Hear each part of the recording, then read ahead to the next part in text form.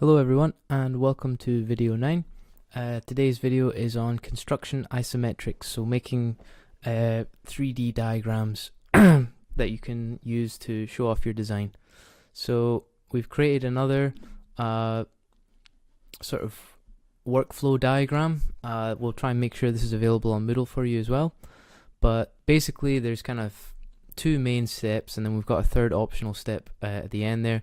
But the first step is just like we did before, is you import a 2D drawing and then you use that as your sort of stencil to create your 3D isometric. And in the video we'll go through a bunch more modeling tips and everything to try and get you modeling quite quickly. And then after you finish modeling it, you then export it yet again as a DWG file, and then from there you can hatch the cut sections, add in annotations and dimensions and whatever else. It's really important to remember that you need to scale, or you'll probably need to scale the drawing once you import it in. We've kind of shown you how to do that here. Again, we'll keep that up on Moodle, and also we'll cover it through the video. And then lastly, this optional step is showing you how you can start to kind of layer up images, so you get the drawing and you also get the shading as well. And that's a really good technique to at least have a try at just now, because that's the backbone of quite a lot of 3D work, is that sort of layering effect. So we'll just get started just now. Okay, so first thing we want to do, guys, is we want to import our Autocad file. So we go up to File, Import, and we've got our example one here. Just click close on that, and there we go. So just like we did in the other parts of this, we're building everything off this basic template.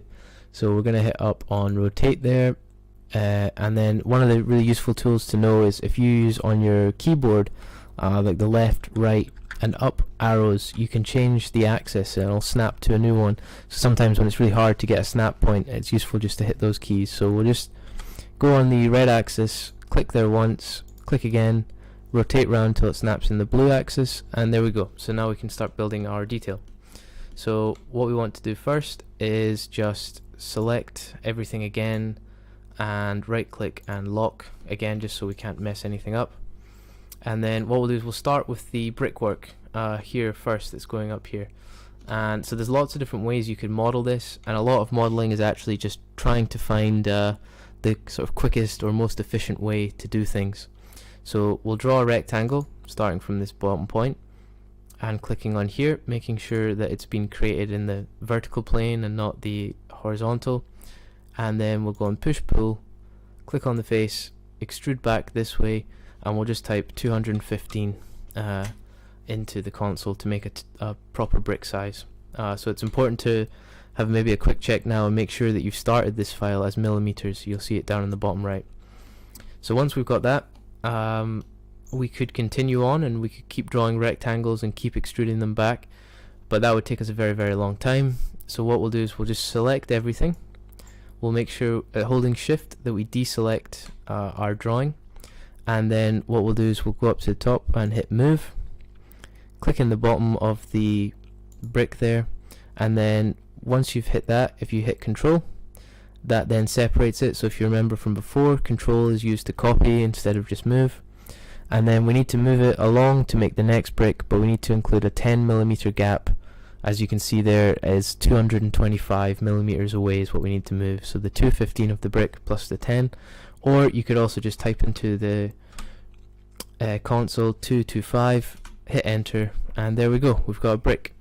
Now again, there's another point where we could just keep doing that, hitting move and then copying it and then typing 225, but there's a much quicker way. Is after you've hit the first move, before you click anything else, so now before we've clicked anything, just type in X and let's just say 15, and then when you hit enter, it will copy the last command you did another 15 times. So it will copy the fact that we moved it, the distance of the brick plus the mortar, that many times. So now we need to make the brick course above this. It's important to note, as you know, that the brick courses are staggered in their construction. It's not just one flat on top of the other.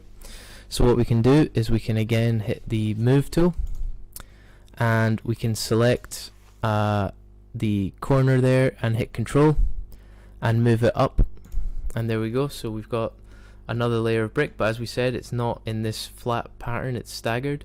So we select the endpoint again and we start moving it in the green axis, and what we can do is we can pull the midpoint snap there up, so now it's halfway across the brick. Now we also need to move it another 5mm off just to allow for the mortar again, so we'll hit 5 on the keyboard, making sure we're on the green axis, and there we go. And then we just need the last brick in here to kind of fill the fill all the way up to the kind of cut line, or we could also just leave it as it is there, and that kind of shows the difference in the bricks. But just for the sake of example, we will draw another one here. We'll go and push pull again, select the face, and then this time we're only going to do half of a brick, so that would be 107.5, but then we're going to take away another 5mm for the mortar at the other side, so that gives us 102.5. There we go. Thanks to some quick maths from James there. We've got that sorted. So what we could do now is we'll just select all of the bricks that we've made so far, remembering again to deselect the drawing. We'll click on the move command. We'll select this bottom corner here. We'll hit Control again to copy as opposed to move, and we'll select the next sort of brick course up. And again, this is where that times a number command comes in really useful, is that before we click anything else, if we type in times 10 and hit enter, it's then duplicated that command another 10 times. So I think we've got a few too many brick courses there. But what we can do is we can just select all these top ones. So we go and select all these and hit delete, and it gets rid of some. So we've kind of messed it up a little bit there. If we just undo that, go on camera, go on parallel projection, camera, standard views, and I think this is the front. Yes. So, and then once we're in that, we do the selection again all the way up to there, making sure we haven't selected any of these, hit delete, and there we go. So now we've got this exact number of bricks that we need.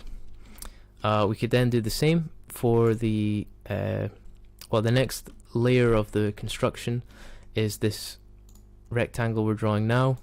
That's just the insulation, so we'll just make that continuous. So we'll just click it and pull back to, you know, roughly the same point as over there, and that's the insulation.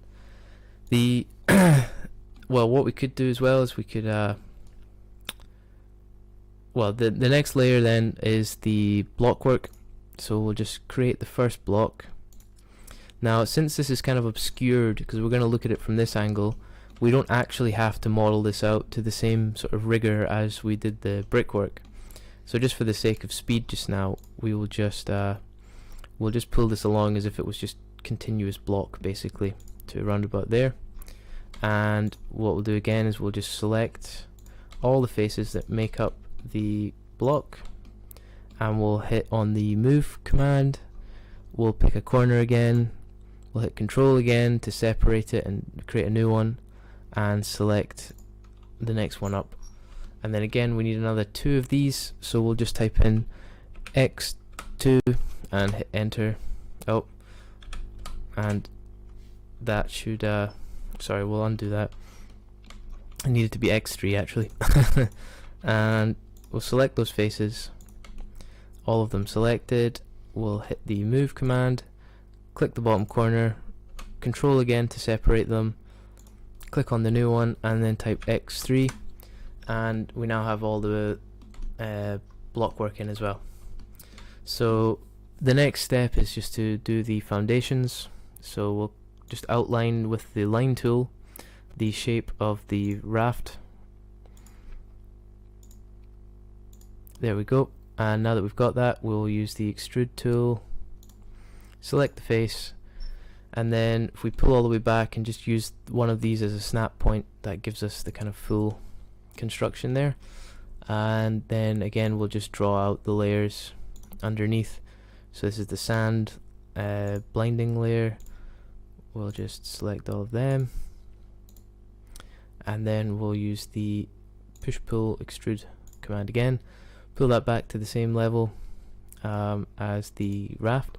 But what we'll might do as well is we might we'll construct the rest of this, so we'll just do the hardcore layer at the bottom as well now. There we go, and push pull, grab that all the way back to the others. So what we can do as well is we'll just pull out at the front some of these layers. It makes it easier to distinguish between them. You'll probably have seen this quite a lot in like sort of 3D details, is things are kind of splayed out in a sort of line, and it just makes it easier to tell between the different layers of construction.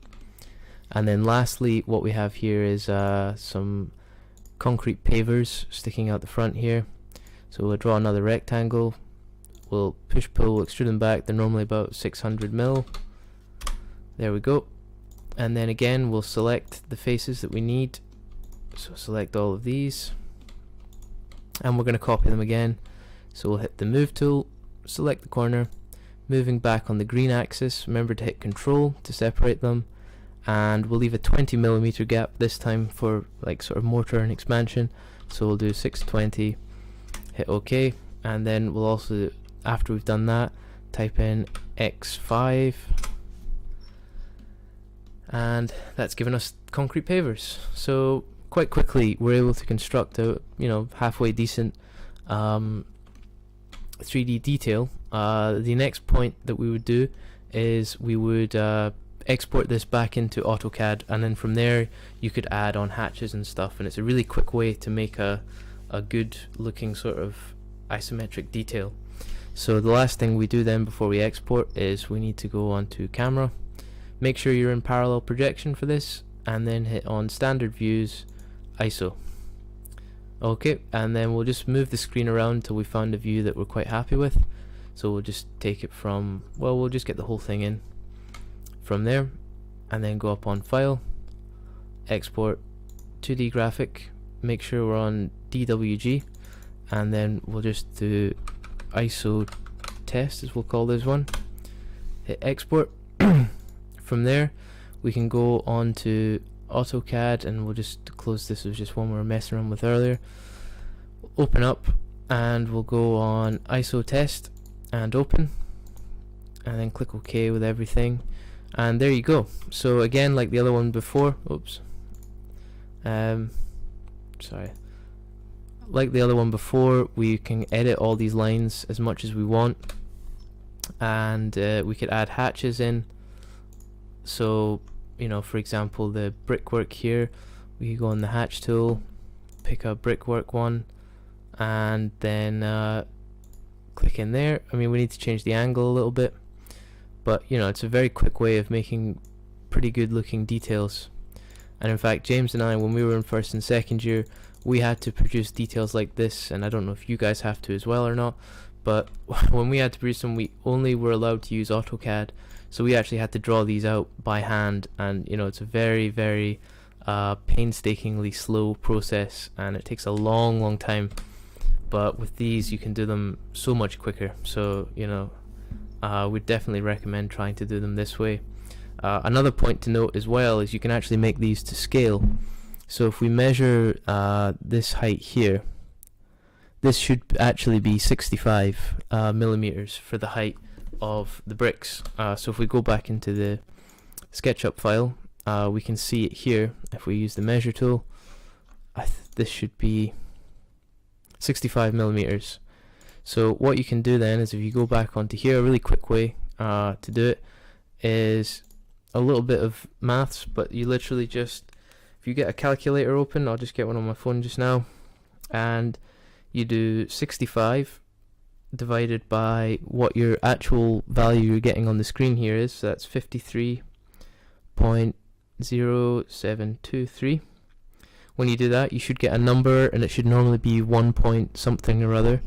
And then what you do is you select all of your lines, hit the scale tool in AutoCAD, click on a point, and they'll ask you for a scale factor, and you just enter whatever the result is on your calculator.